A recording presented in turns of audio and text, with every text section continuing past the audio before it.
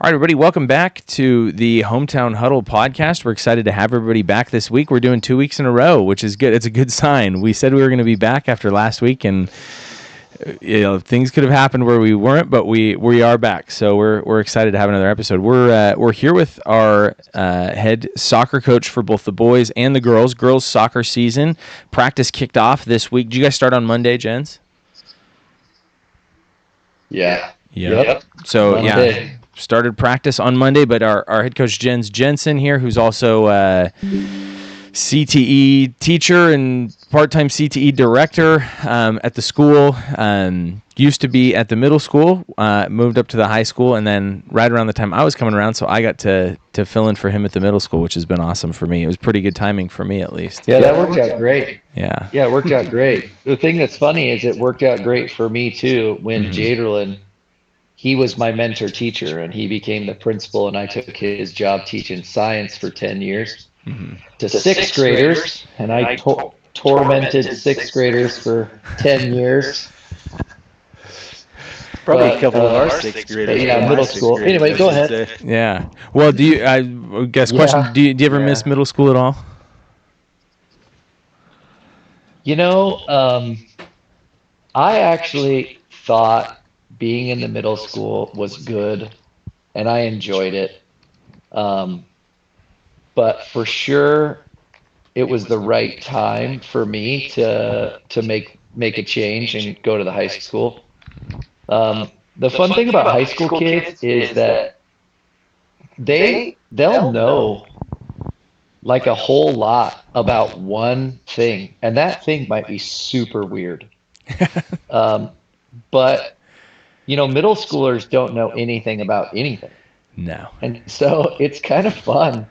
It's kind of fun with the high schoolers to see, when you can finally get them to kind of say, well, I actually really like, and then, who knows what it is. And then give them an opportunity maybe to try to express that, or to make them feel like, and not to make them feel like, to genuinely be interested. To where you get to hear and you get to see this kind of budding, I don't know how to describe it, but kind of this budding, this budding adult. It's fun. But no, the middle school was good for me, and it was at a good time. But I liked the staff. Middle school staffs are a whole lot different than high school staffs, for sure. Yeah. It kind of feels like you're like in the trenches and you're all in this together. Yes, that's exactly what I was gonna say. It's like, oh my gosh, somebody's gotta show me some love, here. And so anyway, these are interesting perspectives. I love hearing this. Yeah. This is part of why I was looking forward to having you on here. You're a tell it like it is, deep thinker kind of guy, Jens. Well, I hope it's deep. It could be deep of something, but I don't know what exactly I'm deep in. But no, anyway, I know this isn't necessarily what we're here to talk about, but it is now. Middle school kids was also hard, right? Was also hard because you say, hey, I was a little too forthright, number one. I wasn't really putting up with a lot. And that a lot of kids are like, oh my gosh, I was so scared of you. And it's like, why? Because I have a loud voice, or because I just told you exactly what I thought? I don't know. But it was a transition between them kind of being talked to by in kind of a grandma voice versus crossing over into be like, oh wow, people are treating me like an adult and talking to me like an adult. And I think I was too early for a lot of the kids. I was too early, that kind of adult voice. And so that's something over the years I definitely had to learn. And it's the same with soccer. I tell people all the time that if they would have been paying attention in the first 5 years of my coaching, Like I would have been fired 3 or 4 times. Not not like because I did anything super terrible. It was just that I came out of college, and so I didn't know any different, and I just coached exactly the same as I was coached in college. And it turned out, in hindsight, looking back, I we had success early, which was great, but for sure, looking back, I I don't even want to say I tempered. It's not that I tempered. It's like I've intentionally changed some of my coaching strategies, and I don't always get it right, certainly. You're talking, I'm like 41 seasons into this thing, and you'd think I'd have it all figured out. I absolutely do not. Oh man. But anyway, I've absolutely changed to things where I realize that for a lot of the kids that are out there, they're not, um, they want to play and they want to have fun and they want to compete and they want to win, but they're not intrinsically motivated almost at a level that is kind of wacky in the same way that I am. And there has to be room in what you're doing so that those kids also buy in and love it.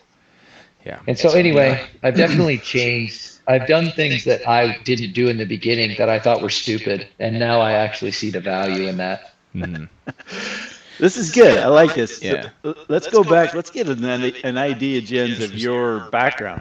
Where did you grow up? How did you get to Royal? How did you get into soccer? Maybe let's start from the beginning. So You talked about changing, but we want to know the kind of where you came from. Yeah. So I grew up on the west side of the state, born North Seattle, basically. Went to eventually in kind of high school age. I mean, I started playing soccer at like age 5, and the Seattle area was a hotbed. They had an NASL team that was the Seattle Sounders, who now has been reborn in the MLS version of Seattle Sounders. For those that don't know what I'm talking about with NASL, if you know anything about the New York Cosmos that like Pele played on and Beckenbauer was in the league and that kind of stuff, there was a really popular soccer league in this country in the late 70s, kind of early 80s that grew too fast and didn't have the financial kind of stability, and it fell apart. And so, but Seattle had a team, that Sounders team, along with the Tacoma Stars, they survived all of those years between the NASL and the MLS. And so it's kind of a hotbed. It's been a hotbed for soccer. So I started playing at age 5. And I don't know. For me, I liked it. Soccer and basketball have always been kind of the sports I enjoyed the most. And so you went up through the. Yeah, go ahead. Yeah, went up through you played school ball and club and all the. Well, went up through the club. Yeah, went up through the club system. Then, the kind of big business that is youth soccer right now is, it was in its infancy, and so you had like select soccer basically, and then like you had rec soccer, then you had kind of select soccer, and then they had the ODP, the Olympic Development Program, that still exists but doesn't carry much weight anymore. And so, yeah, I mean, just being involved in all of that as a youth, went to went to Mariner High School. Mariner is in off 128th in Linwood, just south of Everett. Went to Kamiak for a year, played there as a played there, and back in the day, Larry, you remember the astroturf? Yeah. Yeah, the terrible stuff that Playing on carpet. The terrible stuff. Yeah. So, the game of soccer was so different then because you're playing on carpet, which was the ball, like the goalkeeper would punt a ball and it would hit the turf and it would bounce like, I don't even Yeah. know, like, Yeah. like 25 yards in the air, just these huge bounces. Yeah. At that time, too, you were allowed to pass it back to your goalkeeper and the goalkeeper could just pick it up. Yeah. So the entire game of soccer was just this, like these huge punts from your goalkeepers. And it was kind of this real physical style and a lot of aerial stuff. And, there were still crosses. I mean, crosses was a huge part of the game, but it just didn't look at all like what it looks like now. But that turf certainly didn't help. But yeah, so yeah, grew up playing over there on the west side. You either played on a grass field that was a mud hole, Yeah. or you played on astroturf, which was different. And then the other option they had were these kind of clay sand fields with rubber, like ground up tire rubber inside the sand. We played on that for years and years. Anyway, it wasn't, I wouldn't say it was a very attractive style of play. And but anyway, grew up doing that. Yeah, played at Mariner, and then Kamiak was built. I was the first graduating class at Kamiak High School, which is in Harbor Point, Mukilteo area by Boeing. And anyway, had an interesting experience. Trent, right? My son Trent. Yep. Yeah. Trent didn't really he didn't really try to kind of grow or his body come together until later. And even still, he'll come back from he just left for Brazil. He'll come back after 2 years in Brazil and be probably a much better athlete than he left. Yeah. Just as his body comes together. Anyway, I would say it was. I mean, I obviously played, and I was helpful, and I would say I made an impact or whatever, but I wouldn't say, my body didn't really come together in a way that it was like, oh wow, you want to play college soccer until probably same as me, like coming back from my mission. But I played all those years, and I had opportunities because I was still taller, and I had good speed, and I was very like as a player, I would describe myself as being very reliable. Does that make like Yeah. like Consistent. but special? No. I wish I could say I was special, but I don't think I was special. And after the mission, when I played at Rick's College. They didn't have, it was a club team, but it was legit. And then had the opportunity to go to a couple of other places and decided to go to BYU Hawaii. And that had a lot to do with just church and what I was trying to do in life or whatever. So did you play before your mission at all? I did in college. I actually left. So I got to my senior year, and I don't know if the credits were different or if I just had gotten enough credits in like junior high or what. But I got to my senior year and I just didn't have anything left and to do. So I did a quarter at community college, and I was still high school age, so the community college wasn't interested in me playing soccer at that point because I actually went to a quarter of community college on running start. and so they weren't like wanting me to come play at the high school or at the college. And the boys season wasn't till the spring.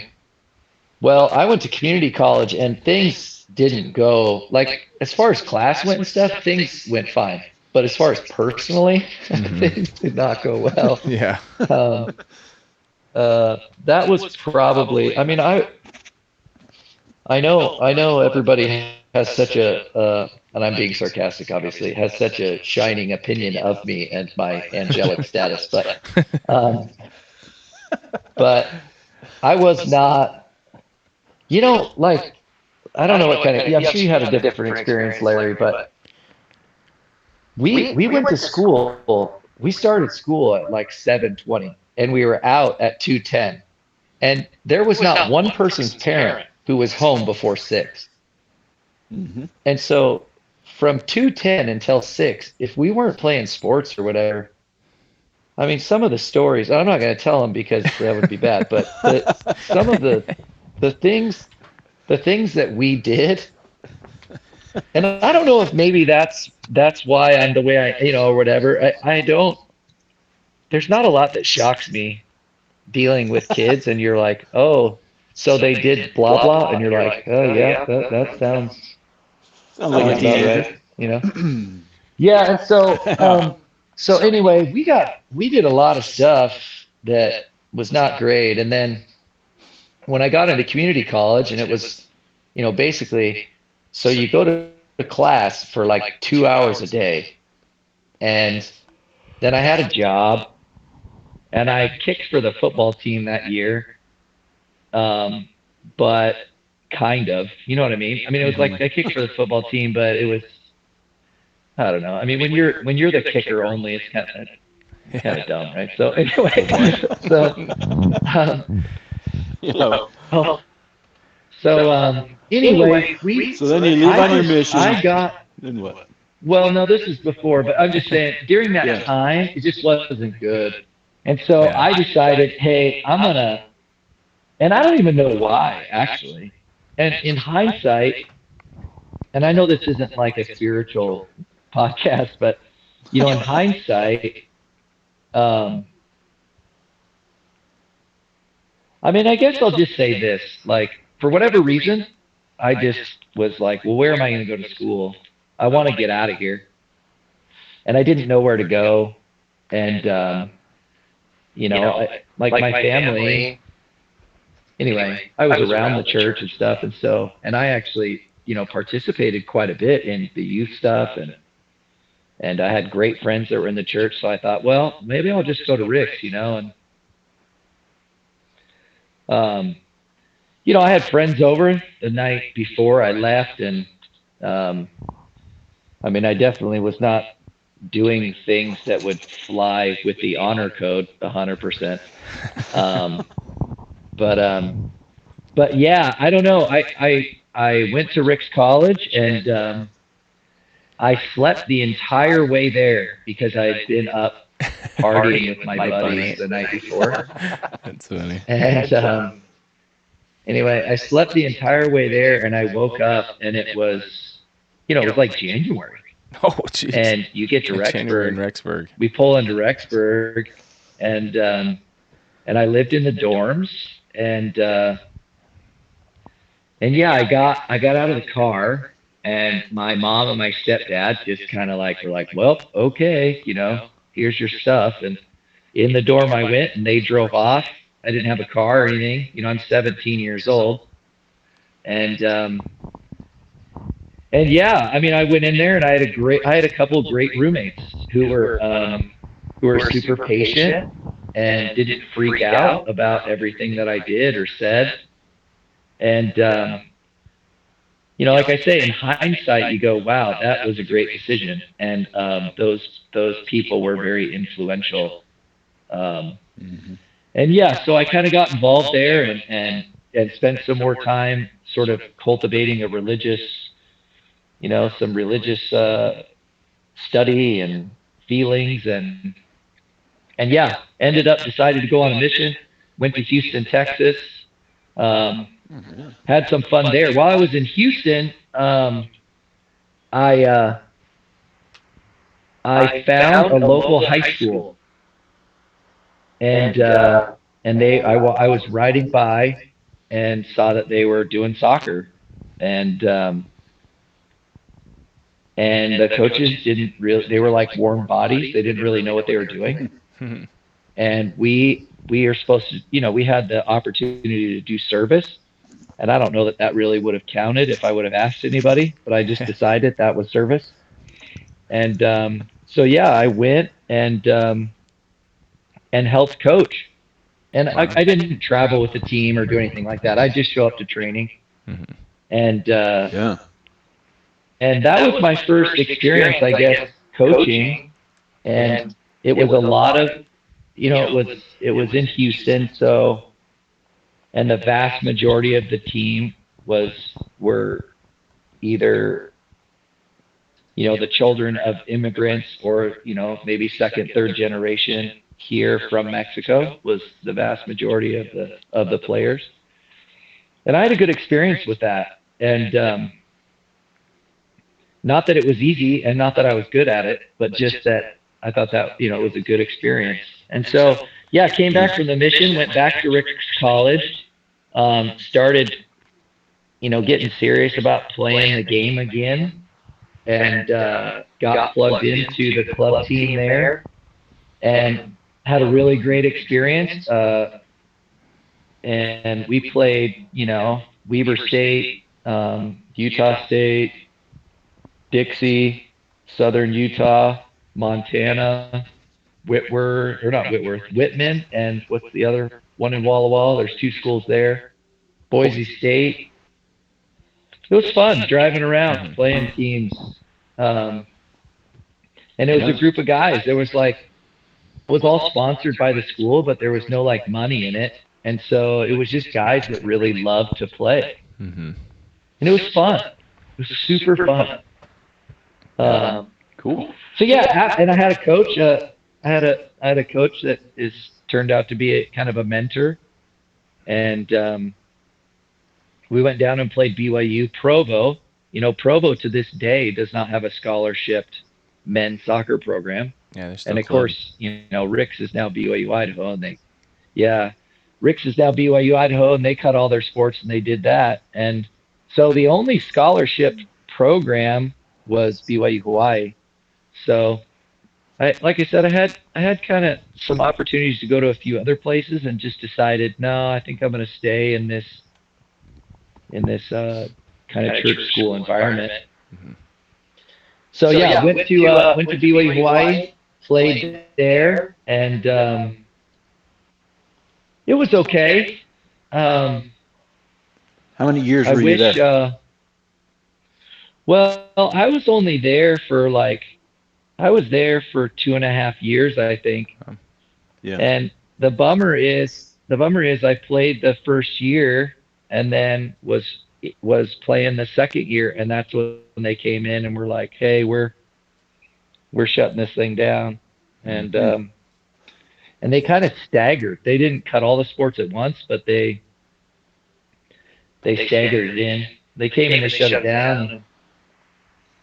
Anyway, it was a drag, but it was a drag that happened. I had a good experience. I wish it would have gone on further. When you show up and it's the first year, like you're the new guy. And then, like I told you, it's not like I was special.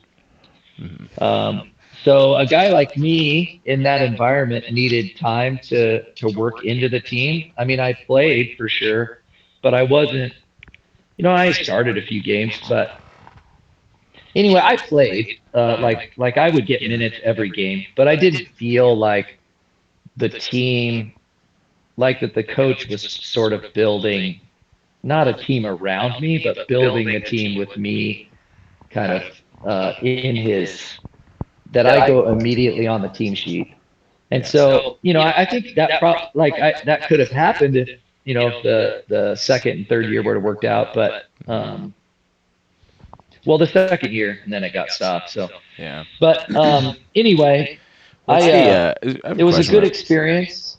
What's the travel schedule like when you're here in Hawaii? Who are you playing?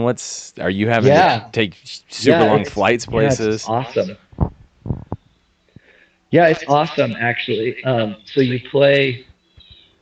It was I think they still have the conference. It's like the West Coast Conference or something, or Uh-huh. I think that's what it is, or the Far West Conference or something. Yeah. Anyway, we played like Anchorage, and we played Wow. another Montana school that had an actual team.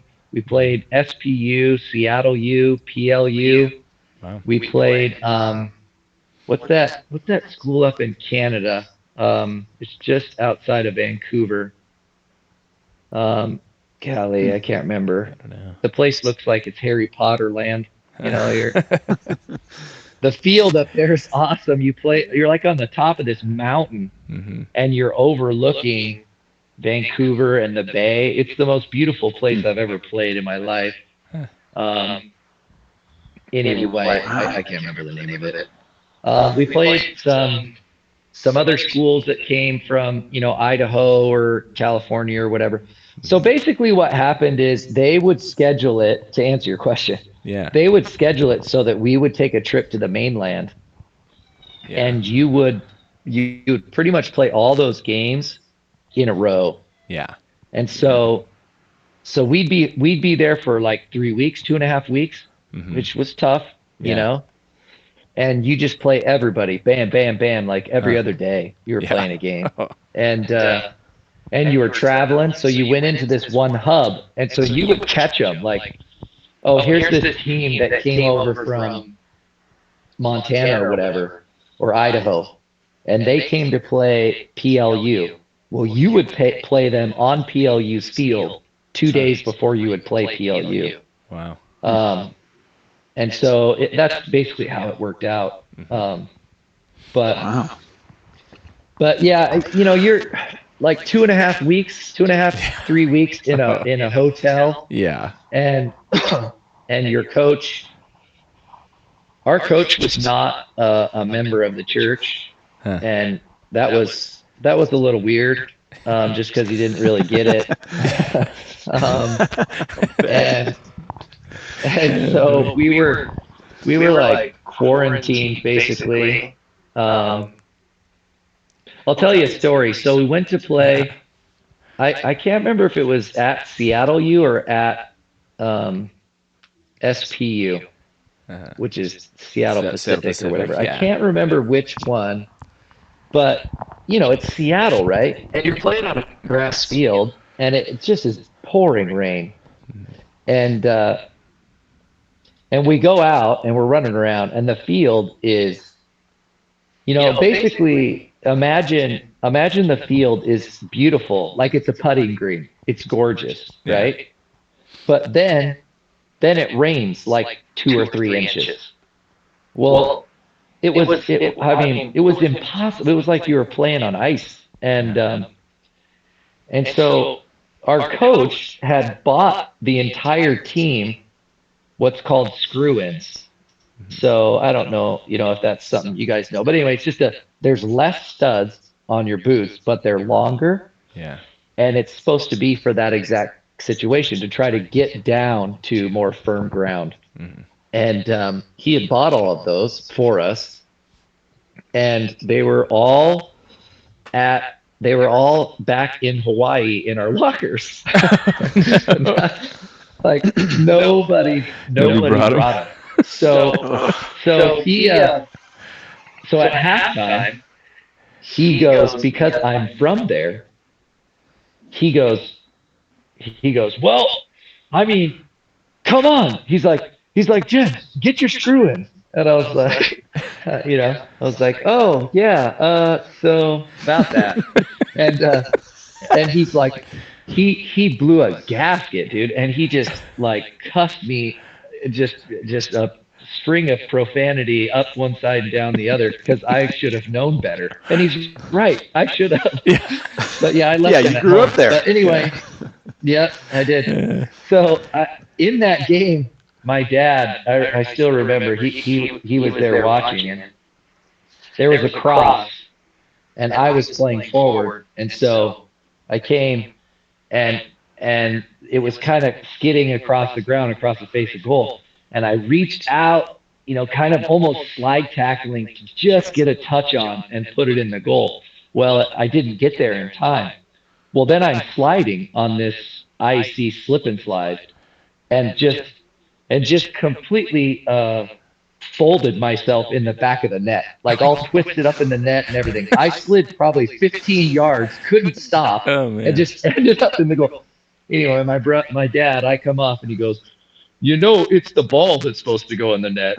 It's like, oh, thanks a bunch. This has been great. That's really nice. Oh man. But anyway, so there you go. That's Yeah. a little bit of the history. What did I miss? Anything of value? I don't know.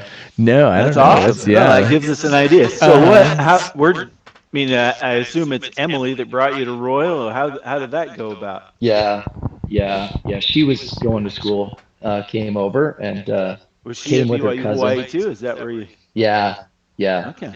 Yeah, came over with her cousin, and so yeah, we met there and got married, and originally, actually, being from Seattle, I got an information systems degree and just planned on going back to the west side and thought that's what I wanted to do, and made it about 6 weeks over there, and then we went to Spokane. We went to Spokane and did the pizza restaurant thing with Bud Wilhelm, Mm-hmm. Yeah. and did that for a little bit, and realized that what I really wanted to do was teach and coach.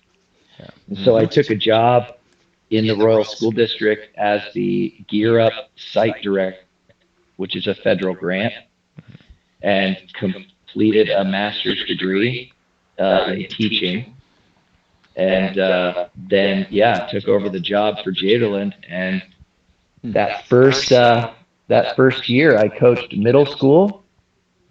And at that point in Royal, middle school was co-ed. Oh wow. And it was it was in the fall. Huh. And Wow. we had a pretty big group of kids, and we had a lot of fun. And So what year I would think that have been? Coach What was your Wiley. first- That would have probably been 2004-ish, 5-ish, something like that. Yeah. And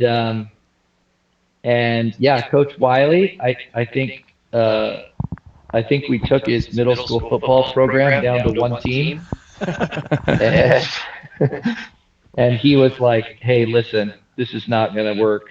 So the athletic directors got together and then said, "No, we're going to have a girls' season, we're going to have a boys' season, Nice. and they're going to stay in the season where they actually exist at the high school." Yep.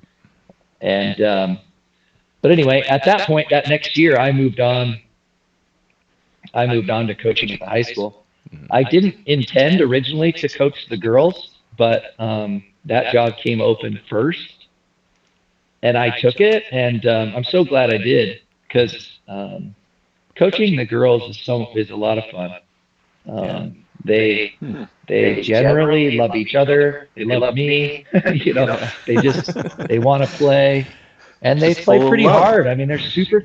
Well, I mean, but not like that. But you know what I'm saying? Like, it's just they're fun to be around, and we've had really good luck over the years as far as really minimal drama, where some of the other girls programs have kind of struggled with a little drama.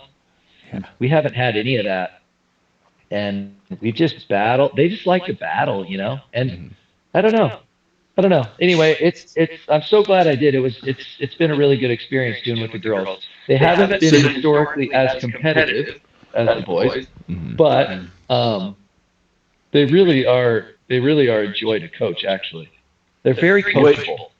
Yeah. What year did you take the boys on? I mean, you're on your 20th year, or close to it with the girls. It sounds like. Yeah.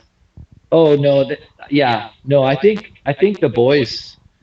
So I think this is 21 for the girls, and it was 20 for the boys in the spring. So I actually took over the boys, like right after that. when I say I had the girls' job, it was just that job came open and they came and asked me, and I didn't know what was going to happen with the boys. Mm-hmm. So I took the girls on, and then it turned out that the boys became available too. Cool. Anyway, so yeah, I'm pretty sure. It's hard to keep count, but I'm pretty sure. Yeah, that was last year was season 20, and then this is 21 and 21. So. Huh. Nice. That's Okay, great. so let's talk about the girls' season this year. What are the expectations? Last year you guys made it to who's state coming playoffs. back? Give us a rundown. Yeah. So, last year we got into state, and we got into state for the first time in a very long time when my and I'm not saying it like this, but when my daughter Blake was a senior, Mm-hmm. and we went and played Deer Park and got absolutely murdered. They went on to win the state title. Well, then this time we got into state again, and we again played the eventual state champion, and they also beat us pretty good, but they weren't at all like Deer Park about it. We played Cedar Park Christian, which is a private school, and generally over 40 seasons, I've not had good experiences with private schools, but this was a really great experience. There's something about soccer or not soccer, but just sports in general, where for some people it's not enough to win. It's like, no, I have to make you, I have to demoralize you. If you don't give up, then I'm not happy. And they weren't like that at all. It was like, hey, we won. We know that we've won, and they were cool about it. And they cleared their bench, and that kind of evened up the game some, and it allowed us to have a good experience. After the game, they're like, hey, would you guys like to pray with us? And we're like, sure, yeah, let's do that. And we had a really good experience, and so they were easy to cheer for. Even though I'm definitely not sort of pro private schools at the 1A level, but Yeah. Yeah. but yeah, I had a good experience. So anyway, so some of the key players on that, we really only graduated two seniors. Mm-hmm. We graduated Audrey Bergeson. I mean, we graduated some other seniors, but as far as starters, right? Audrey Bergeson as a forward, and Audrey was really important to us because of her size and her strength. She was a import from volleyball, or a refugee, let's call it that. Yeah. She was a refugee from volleyball, and anyway, she's so, like, I mean, just think about Audrey. Like, can you imagine coaching somebody like that? It's a dream. Like, she just Yeah. she's competitive. you can yell at her. Yeah, she's competitive. You can yell at her.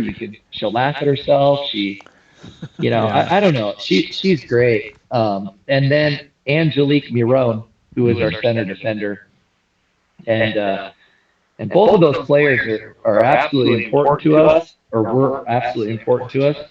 But I think this year we have, you're talking the whole rest of the team is back basically, Mm-hmm. and so we've got some girls who can step into those positions. We got some freshmen that have come up that we're pretty excited about. But really, the truth is that the team is anchored around Maggie Frank. Yeah. Maggie. Yeah, she's awesome. Maggie's put some time in, herself. She loves soccer, and she likes to run at people, and yeah, no, it's been good. And her gaining confidence and starting to believe, like, oh man, I could just keep going here. Why don't I just keep going? Yeah, keep going, and then just score. Yeah. Has been great. And Maggie's a junior, she's got a motor right? on her. I think Yeah, she's a junior. she's a junior. Yeah, she's got a motor on her, which is great. Emily Piercy is going to fill the role for Angelique Miron, and she's back there already at practice and providing good leadership, and also loves soccer and has been around with us all these years, and it's really fun. She's great. Little Sharon, you guys know Sharon? She's a wrestler. Sharon Arroyo. Yeah. Yeah. Okay, that's what I'm thinking of. She's just a tiny little ball of muscle. Yeah. It's funny. All these girls, Oh I'm man, like, I'm trying to think back to a few years ago when they were in middle school. I'm like, I'm pretty sure I know who that is. yeah, yeah. She is a pain because she's, like I said, she really is small in stature, but really strong, and her center of gravity is so low. Oh, she drives people crazy. Yeah. So she's going to be great. And then, so anyway, Grace Yeah. Solis is only a sophomore, and she's in the goal, and she's a great shot stopper. Mm-hmm. The bottom line for soccer is that you can't win unless you have a special goal scorer and you have a special goalkeeper. And it's too bad that too often we overlook the goalkeeper kind of in youth soccer. And instead of taking a kid who could be a really fantastic goalkeeper, we kind of put somebody in there that it's like, okay, well, I guess you can't run, so go in the goal. Yeah. And it's like, The right fielder of yeah, of soccer. yeah, and you're like, no, man, no, don't do that. Like, Yeah. you have to have a quality goalkeeper, and um, so anyway, Grace is great in the goal. Um, but yeah, we got a lot of other girls. I think the expectation this year, honestly, is I don't think there's any reason why we couldn't get back into state. My hope is that we can get back into state and not go in as the lowest seed.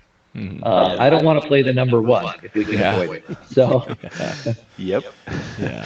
So it'd do be they great. do? Like, let's get Do they? into like a 12 would be fantastic. Yeah, there you Like go. That'd be awesome. Do they do the soccer like football? There's Yeah. always rankings. Somebody always has some rankings in the state, whether that's SB Live or someone else. Is soccer that way too? Yeah. I mean, do people come out and say, okay, we think here's the top 20 teams in the state? Does Max Preps have girls soccer on it? I yeah, don't know I how mean that they works. do. Yeah, there's some stuff like that, but it's not, there's not, and I mean, I don't know if anybody listens to this that would consider themselves in this category, but there's definitely not like sort of dudes in their dark basement just constantly poring over results like in football. Where you find Yep. these people Very who true. I've never necessarily met them like in person, but I'm just like, wow, man, you got a lot of time on your hands apparently. We could give you some names in football, And- but Yeah, It's like, how do you know Yeah. all this stuff? and I actually Yeah. appreciate. oh yeah, it's awesome. I actually appreciate. It's like, wow, that's crazy, but I'm just like, dude, you don't have nothing else to do, Yeah. I guess. But and then I'm like, so you got a kid who's playing, right? Nope. It's like, you're coaching one of these teams? Nope. No. Like, okay, wow. But Yep. but yeah, so there's not really that for soccer. But there are some people who put together stuff, and we lean pretty heavy on the RPI system, and we're trying to get that fixed. So I'm the president of the Washington State Soccer Coaches Association, and we're trying to get some things changed with RPI as it relates specifically to soccer that we don't need to go into. But yeah, we lean pretty heavily on that. So That's cool. So yeah, I mean, to be honest, it's really pretty. It's pretty easy to, at least at the 1A level. There's kind of, I mean, I would say it's the same like in football, right, or basketball, or whatever. Like there's your heavy hitters, and they're just heavy hitters every year, and you just know it. And so, anyway, the bottom line for us is we know at some point for the girls, we're going to come up against a club team who has, for those that don't know, soccer is 11 on 11.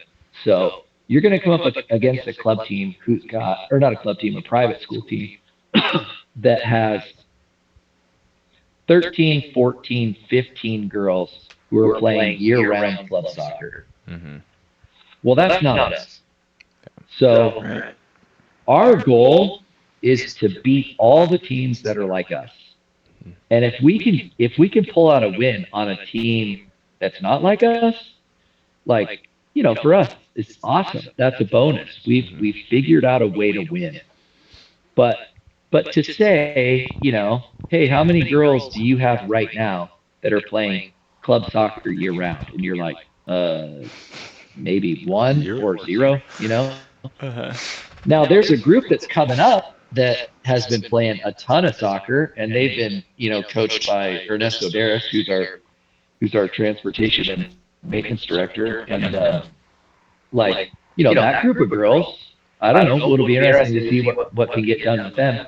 But you know, Ernesto, to his credit, right, is getting those girls out practicing multiple days a week, all year round, taking them all over heck to breakfast, playing, and so yeah, it'd be interesting to see what happens. But yeah, that's our goal, is to beat all the teams like us, and if we can get a win against a team that isn't like us, bonus, Yeah. And you just never know how the seeding works out, and you get yourself a path, and um, I sure would love to have an opportunity to win a trophy. It's a big ask, but Yeah. So when's your first game? so we have a jamboree on Wednesday, this Yeah. Wednesday coming up at Highland, and then we host Connell at home on Thursday. Okay. Thursday. At home. So a Cool. week from today. Yeah. Nice. And how do you stack up in league play? I mean, do you have an idea? Do you guys Well, top? yeah, I middle, think so. bottom? Like, no, I think we should be in the mix for, the best team has been Kashmir as they've moved in, has been the best team. And then it really, at least the last couple seasons, it's come down to like Kyvie and us who have been battling. And then there's other teams in there that can kind of come in and out. You just never know. But yeah, I mean, for me, I'd be hoping to finish 1, 2, 3, 4. And like I said, some of these freshman girls are coming up, are like really athletic. Farah's daughter. You talked about Farah earlier, I guess before we started recording. But Farah's daughter is got good size. She's really athletic, and I think she'll make an impact. I mean, I think she's going to really help us. She doesn't really consider herself probably a soccer player, but she if she played soccer like she played basketball, she'd be whatever. So Yeah. the fact that she shows up and it's like, hey, I'm here to play soccer, and I probably haven't touched a soccer ball since last year, but so it's going to take some time for her to warm up. But once she gets going, I mean, she's a great athlete. She's going to help out a bunch. Maggie's surrounded by some girls who are some real hard-nosed kind of. So Hallie Christensen, Mark and Marcy's daughter, she's a pretty hard-nosed, tough girl to deal with. Alejandra Orozco is also in that midfield, and she can get tough and get feisty. And then we got some girls that like who really have roles that they fill that they do great things with. Like Taylor Webb is kind of a back to goal forward. She uses her head. She holds up the ball well. She's able to distribute. Jill is our stud softball pitcher, but she comes out and plays soccer, and she loves to run, and it takes her a while to kind of get warmed up, like we're talking about with Lauren. But she comes out and she runs and she's competitive. And I think she just loves kind of the change of pace. It's kind of nice I'm going to do something else, and I don't have to be like the man out here. We got Emerson Eilers, who also is a volleyball refugee. Oh, nice. And Soccer. and she plays our right defender. And she's learning the game. Man, last year when we played in that state game, the girl, she had to guard. I was like, I told Emerson, I was like, okay, so, basically I'm like giving her these tips, like, okay, do this, do that.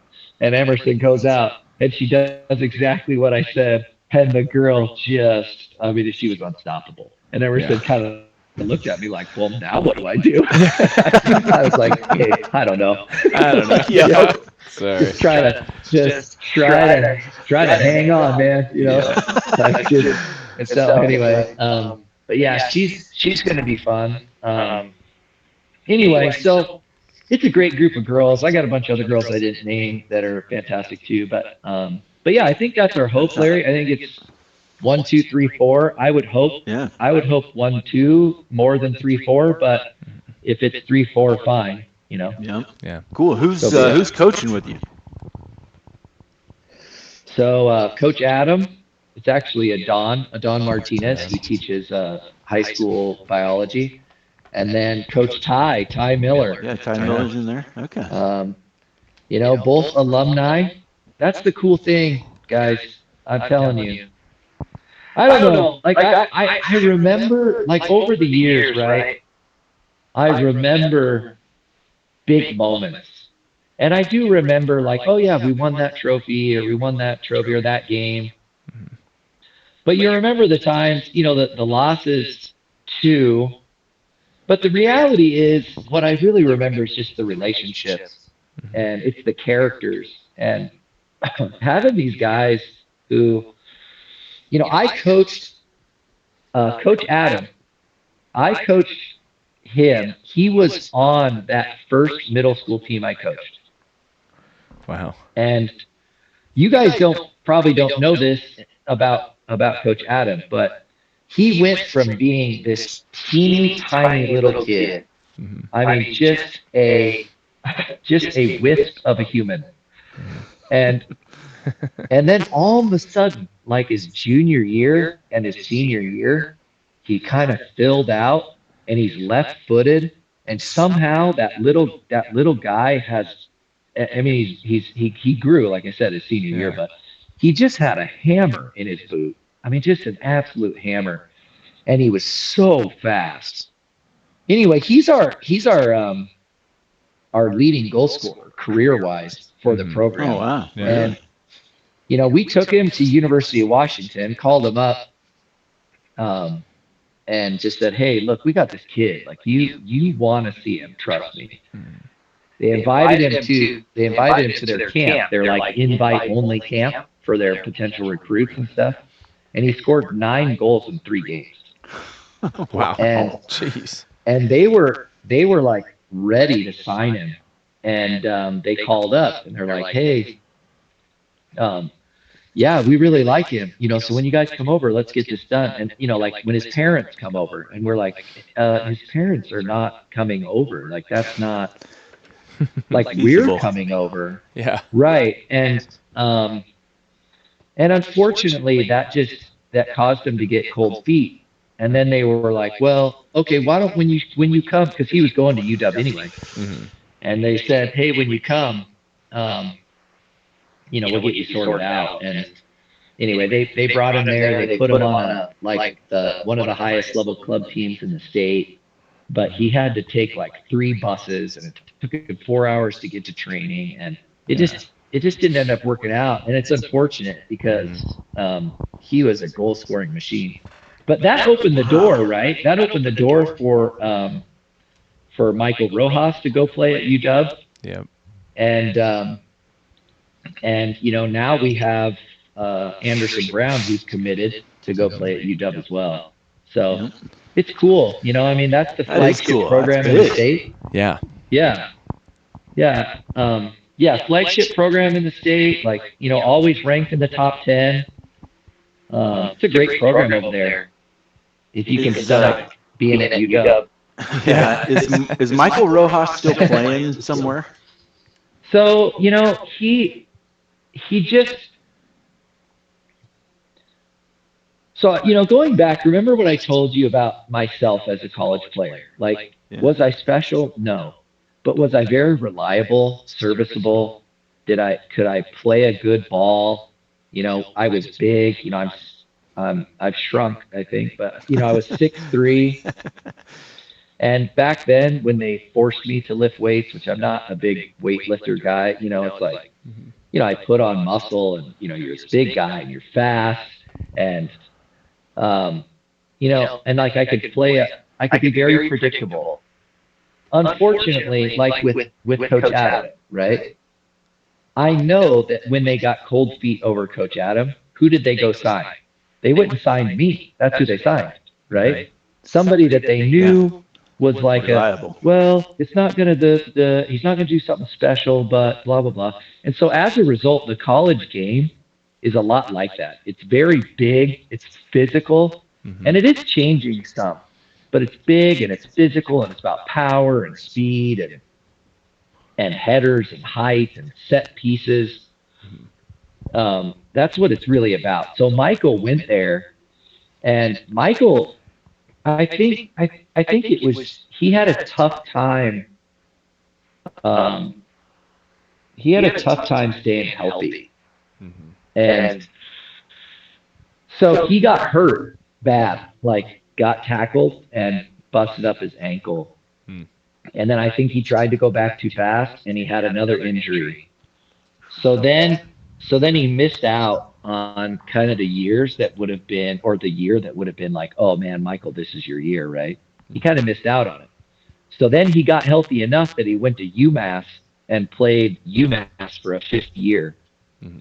And after that, he came back and played. There's a pro team they added in Spokane called the Spokane Velocity. And he came back and he played for them, played a couple games, and again, he just got injured.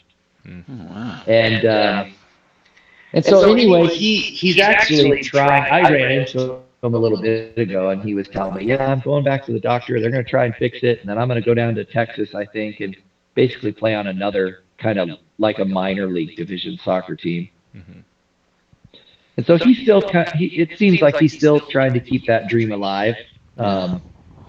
But I mean, injuries happen, dude, and unfortunately, it is what it is. So, yeah, I haven't heard anything from him or about him in a while, so I was just curious. But yeah, good guy. Yeah. Also left-footed. Good news. Dang it, that's the thing, man. Yeah, also left-footed. I tell you, if I was left-footed, oh dang. But I'm not. Yeah. Only. Like all the ifs, like, man. If I was this, if I was that, you could. Yeah, it's like, yeah, if I could, whatever. I'm Uncle Rico. I used to throw that over a mountain, but it was like, if I could go back and just be the exact same player but left-footed, really good things would have happened. Yeah. Oh well. Oh well. Good things happened anyway. Yep. Think about that's awesome, at the end of the Jens. day. Man, that's good stuff. Well, this has been fun. It's cool to learn all these things. I can't say I'm a big soccer fan. Carter's definitely the soccer fan. Yeah, I'm a little more. Yeah, in our family I am. Yeah, in our family I make it look like I'm the biggest soccer fan in the world. I do just enough to make the middle school kids think I love soccer, which I do to a certain extent if somebody from Argentina is playing. Yeah. But I think when Case played a couple years ago, I definitely watched some of that, and especially that state championship game. It was just a total heartbreaker. And then last year I watched that home game. Basically watching Hallie is what I kind of went for. But always enjoyed you, Jens. Man, we appreciate what you do.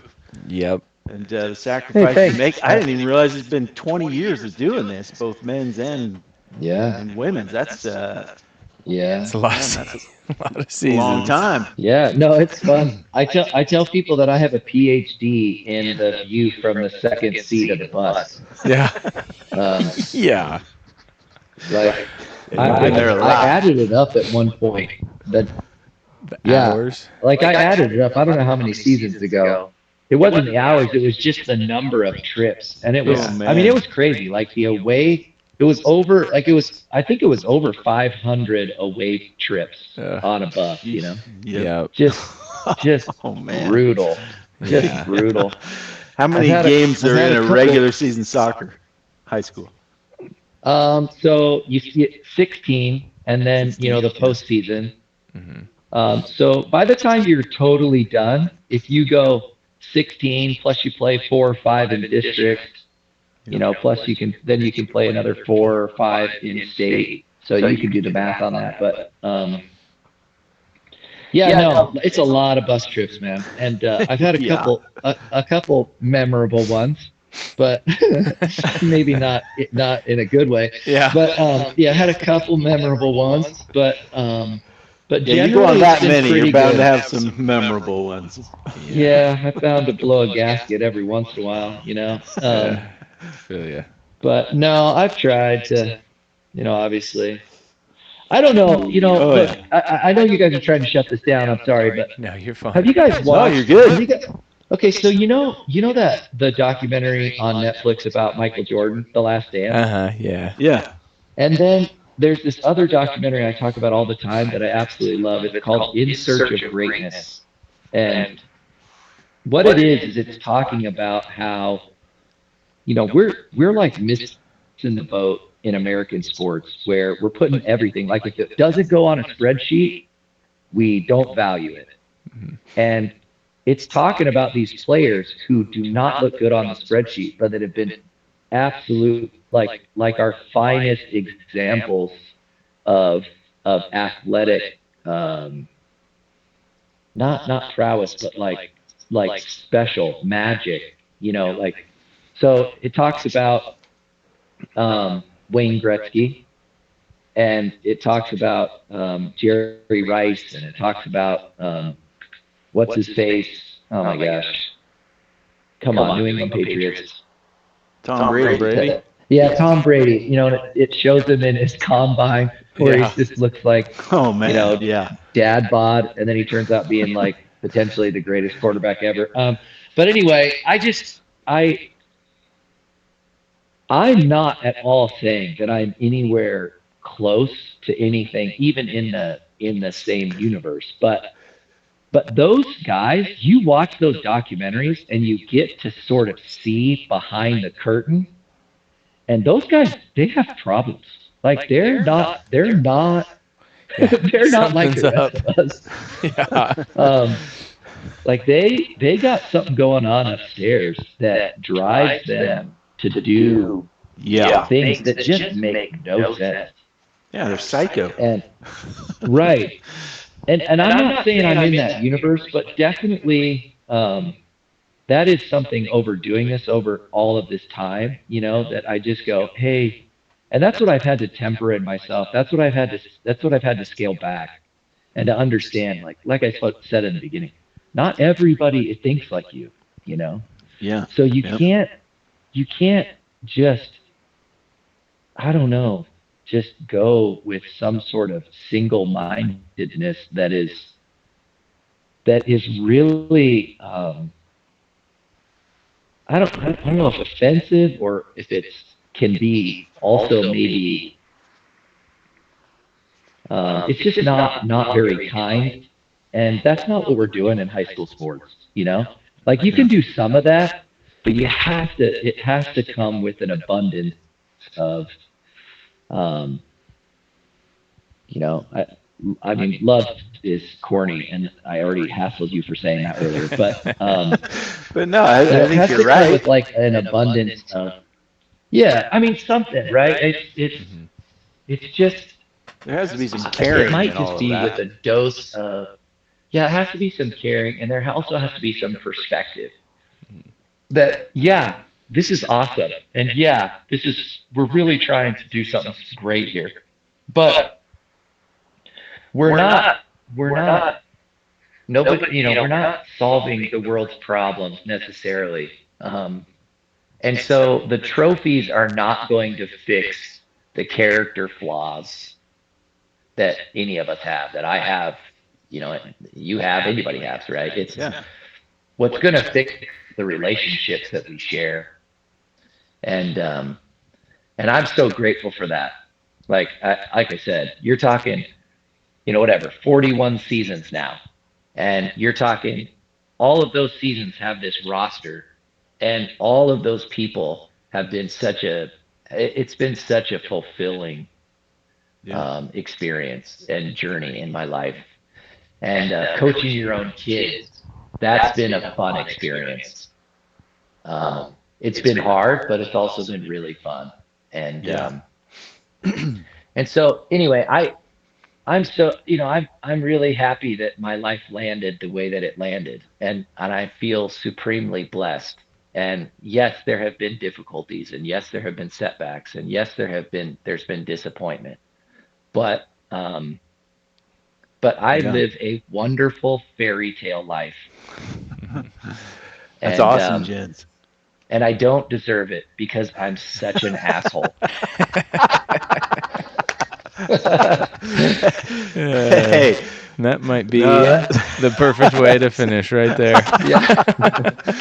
that's great, Jens. That is awesome. Yeah, it's very true.